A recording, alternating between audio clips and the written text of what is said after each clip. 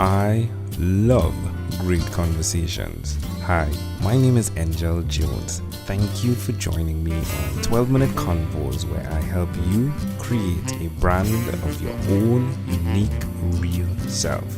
Listen in as I have conversations with amazing people from all over the world. Good night, Judi Bonilla. How are you going on this wonderful, beautiful night? I am absolutely fabulous, and it's starting to get a little dark here. I'm in San Diego, California, and we just had that time change. So when it comes up to early evening, it's dark.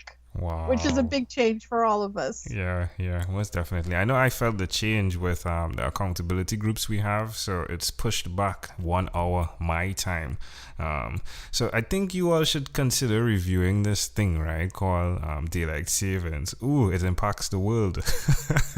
It does, and it really changes everyone's mood. You know, it's coming up on 5 o'clock here, and normally you have 2 or 3 more hours of day to go out to the beach or do whatever, you go hiking, and now everyone's scurrying home at 5 o'clock. Yeah, I remember the first encounter I had with that is I traveled to Tennessee, and the hotel clock, like, it was the day that the time changed, right? And the hotel clock didn't reset, so I got up at 4 a.m., right? To go exercise, yeah. And I thought everyone was looking at me a bit weird, right? But but he didn't get the memo. I did not. You were that guy. It was fun, given the fact as well that it would now be 2 hours from the time I left Trinidad, right? So it's like it's 2 a.m. and he's in the gym, right? He's committed. Oh, Judi, you are too much fun. Please do tell us which of your talents is responsible for us connecting. Well, I have to say it's my encore career in the field of aging. I'm an author, gerontologist, and lifestyle aging expert. So who did you learn that skill from? The skill of what was necessary to be compassionate to the aging? It really came from my family. I was the youngest of older parents, and so in my 20s, they were in retirement mode. They had already retired, and they were so active.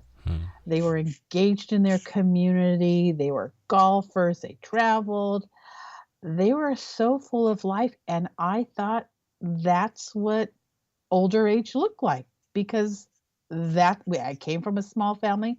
That was the only thing I saw. But when I traveled, I did an overseas experience in the UK, and then traveled down to New Zealand and Australia, and realized not everyone's family was like mine. That some people seem to slow down in older age, which, like I say, it sounds naive, but it was just what I saw in my family, that, my parents seemed to get a second wind, a second life. So that is really the model they set for me on what older age looked like, is really what moved me into this field, because I think so much of what we can experience is what we learn.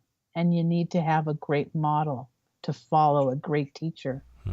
So you're definitely helping steer the course of that model as well by being in the industry. Is that accurate? Absolutely. And I think one of my latest, and again, I'm a fellow podcaster, and for those of you who have a show, you learn so much from your guests. They really, again, it can expand your mind. So not as a host, we get the benefit of these conversations, and one of them had to do with a branding firm or agency, I should say. And she said, you really need to think about rebranding age. And I thought, oh my goodness, wow, she's absolutely right. It's not a different vision. It's not it's branding. It really is. Yeah, I love that. Us looking at aging as being, the way I work with a lot of millennials. I do some mentoring at the university here, and I try and explain that when you see somebody older, that is actually somebody who has lived their future. That's what it looks like. We say we want to be an entrepreneur, we want to be a pilot, we want to be a scientist. Well, that takes time. And that time is the aging process. So, how would you not want to get older? And that's how I really want to rebrand aging. Yeah, I love that. Hey, keep me on that journey, because I think just being, so I'm mid 30s right now, early 30s. How old am I? I keep forgetting how old I am, to be honest. At the time of this recording, I believe I'm 30. I was born in 1983. Do the math, right? Yeah. But it's intriguing to me. Like, I'm seeing age now. I'm seeing, I'm seeing older people than myself, and seeing, okay, that's what becoming old could be like. And I think it's a reality that has been stripped away from us. Extended families gave you a closer connection to that reality. Now our grandparents are being shipped away to the old people's home, right? So it's like you're disconnected from it, and everything you're seeing on TV is more the young faces and the younger faces and the younger models. So I really think it's an important social necessity, if you would. I completely agree with you, Angel. And what happens is the marketing people control the message. And most older adults stay at home. I want to say it's under 10% that actually ever go to some type of care facility. Most people, they call it aging in place. Most people want to stay in their homes, stay in their community, so they retain their independence. So this is really, that's a huge point that you just made. The information we perceive, it's what marketing people have put in front of us. It has nothing to do with the truth, because when you think of it, 90% of older adults stay in their home, stay in their community. But our perception is all of a sudden we disappear once you hit a certain age. Wow. And that's the power of marketing. Yeah, it is. Judi, you are amazing. Wow. I think you are definitely the 12-minute by 4 times over podcast conversation I would love to have.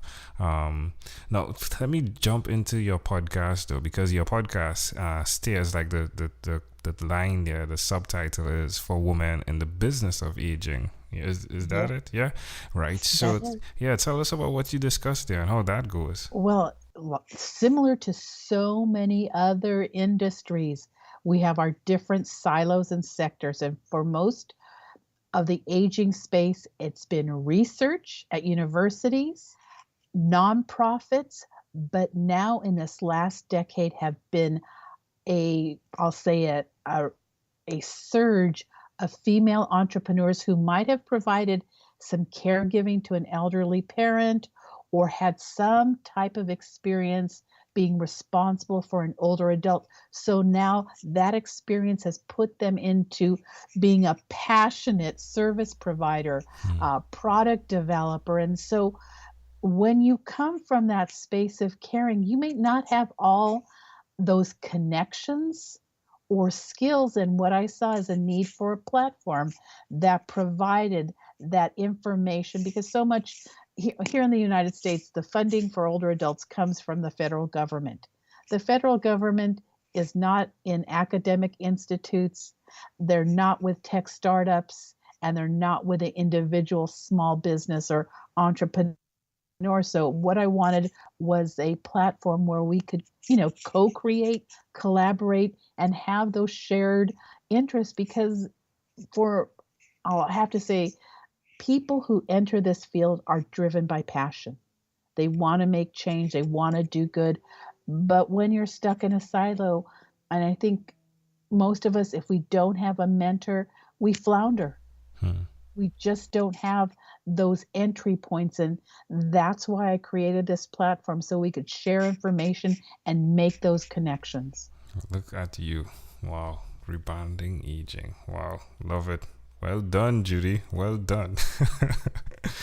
All right. So where's the best place for people to connect with you and what you do? The best place I'm saying right now is my main website, which is judibonilla.com. easiest because I actually launched an accelerator, so I have several different brands, from brain health to dating after 70 to transportation. But JudiBonilla.com is the best way to find me and find out what I'm up to. All right. All right. Well, tell us about the book, though. What's the name of the book you mentioned? You will love this. It's called Freewheeling After 60, Love it. Your Guide for Personalized Transportation. Because what most people don't ever realize is that there's an endpoint to our ability to drive. And in the United States, we're a car-centric civil, I'll say, community or country. So at 65, and people maybe slow their driving down, but the real pain point is that age 75 to 85, where a lot of people can no longer drive safely on the road. It might be, we were talking about the increase of diabetes, and diabetes often affects vision, or it causes neuropathy. So it's important for us to realize we need to make a transportation plan. Just like we have a retirement plan, we have a transportation plan. So I'm on a mission by 2020 to have educated 40,000 adults on their transportation options.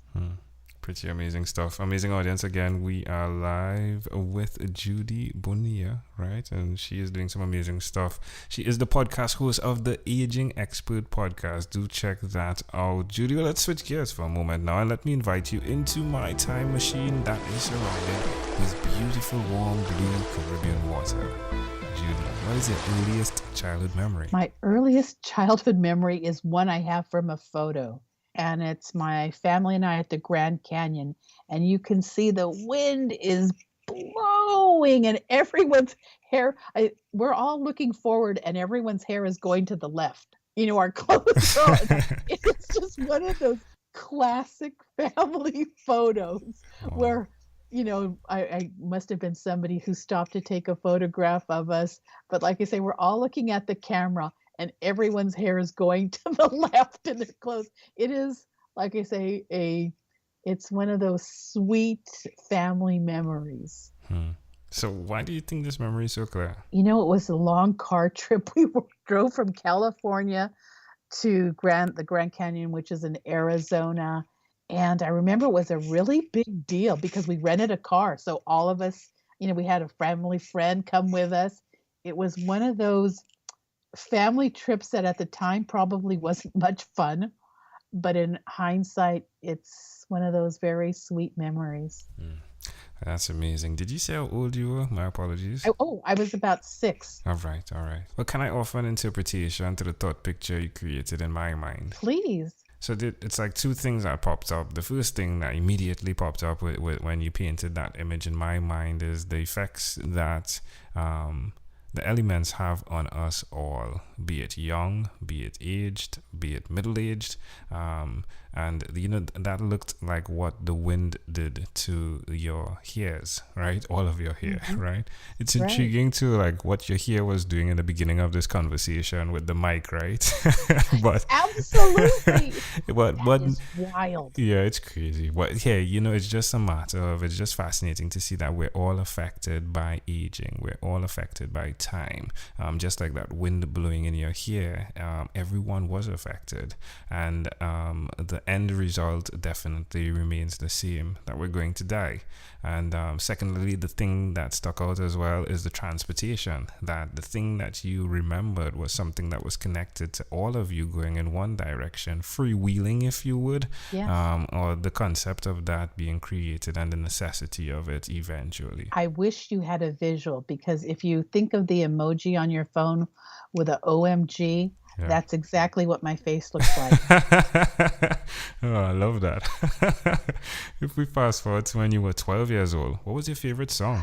It's so interesting. I thought about that. I had to Google how old I was. It was Bad Moon Rising.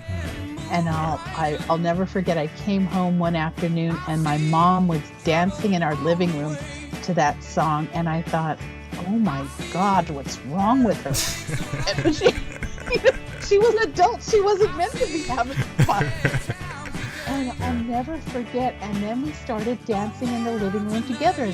And, I was kind of a dorky kid. So my girlfriends and I would dance together, but I had never danced with my mother to, I'll say, like a cool song. And the two of us just danced in our living room. It was fantastic. It connects again, right? Like the value again of that that neutral type model, then that she too once was young in an older body, and now you are that person that is young in that younger body. But the reality of the one thing, right? The value of the music and the joy it brought. It's Absolutely. just it's just beautiful. Hey, all right, my friend. So we have arrived at our destination. But before we get off of this time machine, there's a small declaration form. So it's yes or no, possibly a bit more. We're going to move pretty quickly here. Are you ready, Judi? Yes. Judi, have you chosen someone to pass on your skills to? I have not. I am looking for them.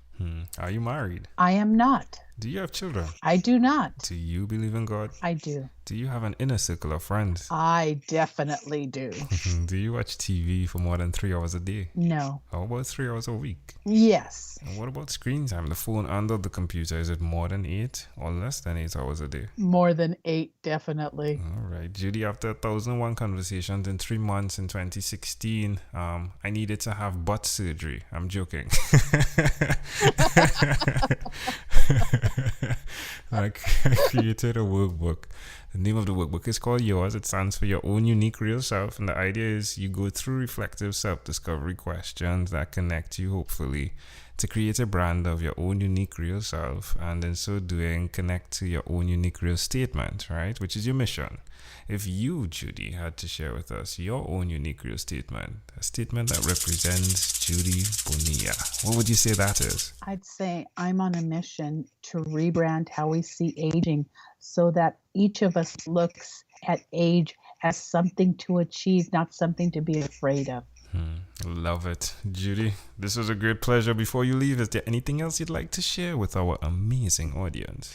Well, I really want people to understand that conversations like ours right now really bring us together, and that we have so much power when we connect. So each of us, can co-mentor. And I think, just this conversation with you has really got me thinking. And one of the things I wish I had done is get a mentor early on. And so I really encourage people out there to look to either co-mentor or look for someone who can share their wisdom with you. Appreciate that. Amazing audience again, Judi Bonilla. Judi, thank you for being on What is Inspired by 12-Minute Convos with Angel Jones. Thank you for being on 12-Minute Convos with Angel Jones. Stay tuned for more from our advertisers. Diabetes is a mountain pandemic. It's a disease that's not acute but chronic. Similar to this rhyming method, I have simplified the definition, the signs and symptoms, and the complications of diabetes for both adults and children in my books, Poems for Patients, A Focus on Diabetes, and The ABCs of Diabetes for Children. These books are available on Amazon.com, and for more information, you can visit my website, poemsbyaj.com. That's poemsbyaj.com.